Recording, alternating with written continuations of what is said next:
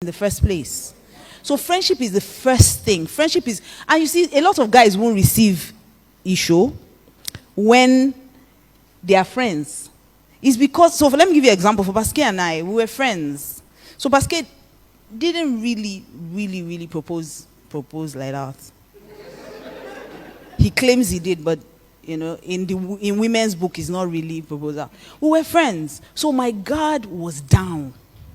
If Asoke had come, because you must understand that I also have, there's some things that women have. They have these idols in their head of the kind of guy they want to marry. He must be a certain way. He must be tall, dark, handsome. So all the short, fair, ugly guys who marry them, he must have six-pack. So people that don't have six-pack, if they have 3.5, won't you manage? So, I had my own ideals. I had my own idols in my head of what I wanted. And they were more what I didn't want than what I wanted, okay? I didn't know what I wanted exactly, but I knew what I didn't want. So I knew that I didn't want to marry a pastor. That was totally out of the question. It was not even negotiable. So if you're a pastor, a lay minister, a minister, there's a way you will be near ministers or sitting around ministers. I don't want. Because I just felt I'm not a pastor's wife. I can't deal. I can't be like, Pastor Daniel, be smiling instead of you and all those things. I barely have enough energy for myself to be chasing people. I just had my own issues. I'm like, I can't deal. Secondly, I didn't want to marry an Igbo man. I was definitely not doing that. So for one, Igbo men, to me, I felt they were arrogant. And even though they say they take care of their wives, I think they take care of their wives so they can boast. So I just had all those things in my head. Not necessarily true, but you just have some things that you have picked up over the years and Satan has helped you to crystallize. So I had those things. And Igbo people, once it's December, like this, wherever you are in the world, they start planning village. And me, I am such a city girl. God, I cannot deal with village. I cannot go to a stream. Mosquito cannot bite me. I cannot sit down in village meeting. I cannot greet the whole world. There were just a lot of, it's stressful.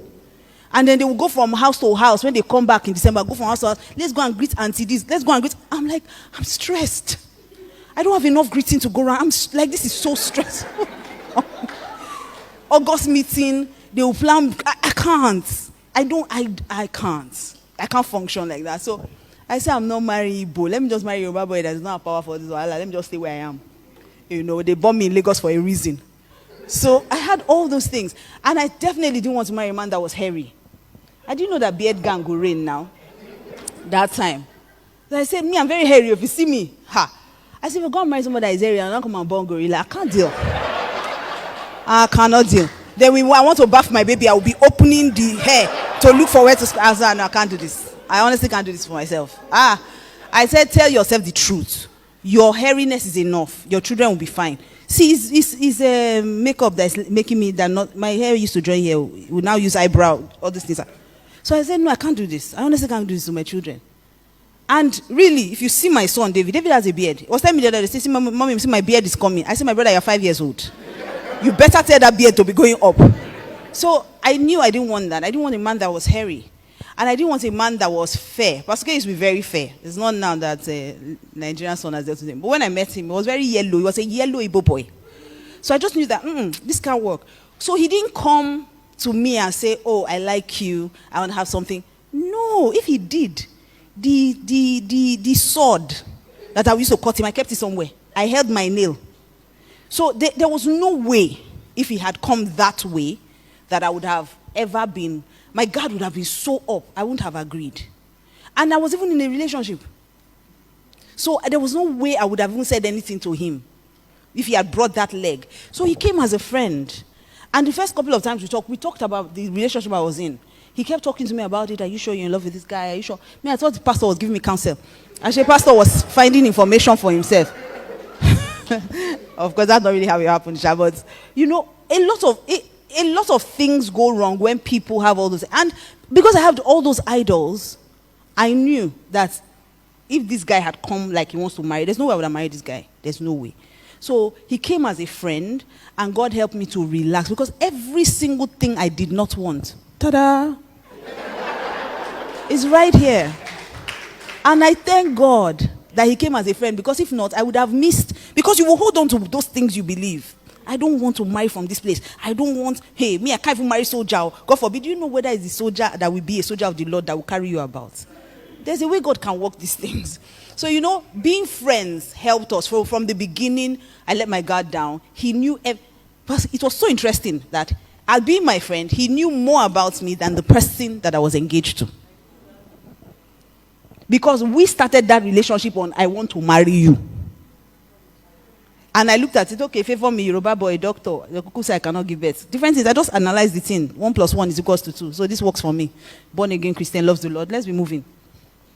When Pastor K came with his friendship, it made things easy for me because I didn't think about marriage. So by the time I was now ready to move to the next level, we were so close. He knew everything about me. I didn't need to form anymore. There was no, when somebody asks you to be in a relationship with them, there's something that just goes up. You don't want them to know everything about you. At least, let's be going small first. Let's get to the altar. When we marry, we'll now surprise them after the wedding. No. So by the time we got married, first week into our marriage, he was asking me, are we sure we are doing marriage? Because it's supposed to be harder than this, Nabi. I said, I don't know. They said we should just go together and be living in the same house. When we're doing that, so I kind of think we're married. I'm not really sure, but I don't think there's anything we're doing wrong. So we were friends. And that friendship is what has sustained us even now. Because children will come, they will go. When we had issues with having children, I waited for 8 years. We were friends. So it wasn't a case of, hey, my husband go outside with my husband. What's that? It's our problem. If I'm crying, you better be crying or be comforting me. Is that, so we were so close, that close. And that's what has sustained us more than anything. Is it that has never offended me? Of course not. But a friend loves at all times.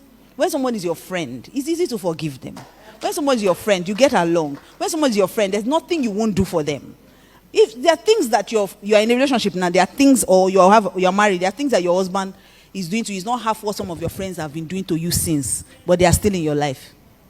Why? Because you're thinking friendship. Friendship.